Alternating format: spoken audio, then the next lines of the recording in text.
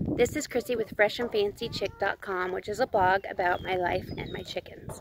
So I wanted to review real quickly with you how easy it is to make separate brooders, separate coops for hens that are broody and sitting on eggs, separate breeder pens. It is not hard at all.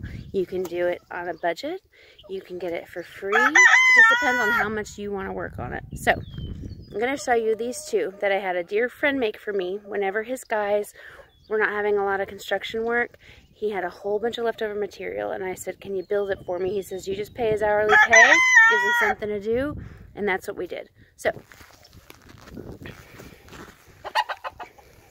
I use these for my Polish pens. They're structured from wood. They made the box and then they covered it with leftover metal building material on the tops and the sides. They did not put the door in, so this is the easiest thing that I could come up with, is a slider door to get in there and to get out. It gives me free access, and they try to jump up here, but I don't let them. So these girls have their 5-gallon bucket with their food in it. I had to improvise and put that on top so they don't get in there. They've got their large waterer, they have their little staircase, and then they have a place to go out of the rain underneath there if they want to come up. Otherwise, on the inside, they have a little nest box and a roost. We'll go look at it. Haven't got the chance to put hardware cloth on there, but I did use the bird netting, and it's been like this for a year. So back here, we have latches. And what you do, this one's a little hard, you gotta push a little pressure on it. You open it up, and you can see inside there. There's her egg, there's her nest box, they've got a roost. You could open this on both sides. Okay, this one is identical. It just has a red roof. Same thing. Sliding front door. You know, this past winter, this was awesome. It never froze up, even with sleet and rain. They knocked over their self-feeder, so they have a mess. And they're going to have food for a couple days just on the floor, and they won't even have to try to work on it. So, same thing. Goes up there. They've got a nesting box and a roost. This one was given to my brother-in-law. Take these gloves off here. And then my son decided to paint it because we were bored one day when Daddy and his brother went racing. So, it looks like 2 cabinet doors.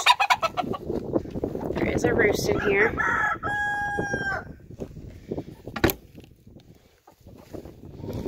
Made of plywood with a long rectangular frame, a long cube. And this one loads from the bottom. So they go straight up, which I absolutely love because they don't get any wind. They barely get any cold or heat that goes up in there. They seem to like it. This one does have little tractor rollers, so I can lift it at the end and pull it. These ones I can't. They're actually really heavy. So as you can see here, I've been trying to pasteurize them. You see these little squares? They totally tore up this whole area, which is fine. So I actually take the Honda side by side and I actually push them back 6, 7, 8 feet every few days. Might as well. Got the room, I've got the green grass. There's Tom. Okay, let me show you some other stuff that I have here. This is just a metal cage that someone gave to me. It doesn't look pretty, but it's really great if I have a rooster that I need to keep secluded, or I don't do this, but if I was to get a hen from somewhere else and I wanted to keep it separate for a month or so, it allowed me some space to keep her with the flock, but away for illness. I could use that. Let me show you what didn't really work.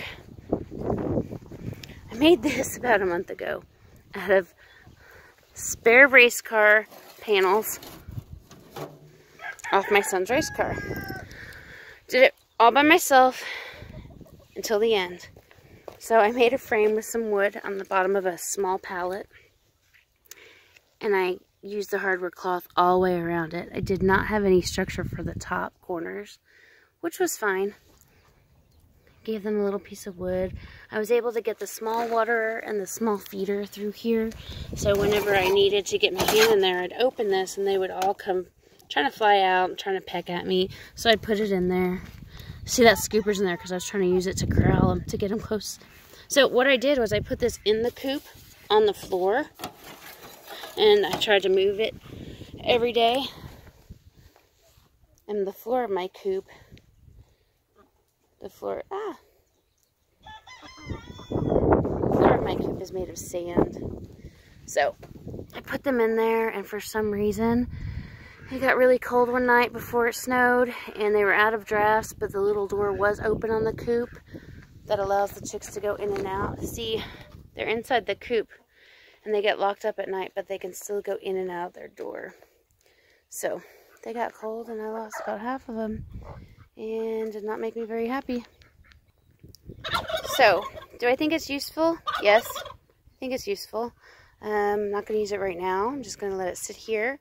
Maybe I'll have a broody. Maybe I'll have some babies I need to separate for someone that's coming over to pick them up. Maybe my chickens will just stand on it and poop on it. That's probably what's really going to happen. This is where I used to have a 10 by 10, which I had my Polish project in, and this area kept flooding, and it was always wet. So that didn't work out last year. It's one of the reasons I put flagstone on my coop before I expanded it. So I have flagstone all in there so they don't have to worry about mud. And then I did, of course, expand it, which is grass, or used to be grass, which is fine. So if it's raining and they come out here, they're not going to get muddy. They're not going to get trampled on, because we all know that chickens are pretty stupid sometimes. All right, well, here's all my girls. You got to see everybody. That's Khaki Campbell. That's Dooney. That's Burke. And that's Rowan. They're sailing off into the sunset. So we're going to say goodbye from freshandfancychick.com. And I hope you like my videos, and I hope you like my blogs. And I hope you learned something from it. And I would love to hear from you. If there's any subjects that you'd like me to talk about, video about, please